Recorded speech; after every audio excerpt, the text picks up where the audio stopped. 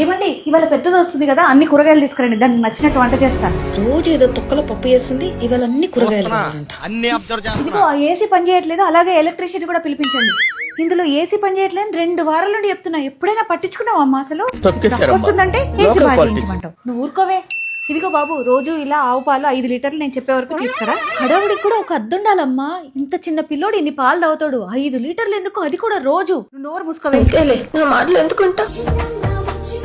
వచ్చావా? అక్కడే ఉండు దిష్టి తీస్తాను. వాటిటివ్వు. ఇదిగో స్నానం చేపిస్తా. అన్ని పాలు ఎందుకమ్మా? వీడికి ఆవు పాలతో స్నానం చేపిస్తదంటే అమ్మా, నేను అడిగితే ఏ గాడిద పాలతోనో చేయమంటది. అవసరం లేదమ్మా. ఇప్పుడు బ్లూమ్ ఆలివ్ వాళ్ళది కౌ మిల్క్ సోప్ యూస్ చేస్తున్నాను. ఇందులో only cow milk, ghee, coconut oil and pure essential oils తో ప్రిపేర్ చేస్తారు.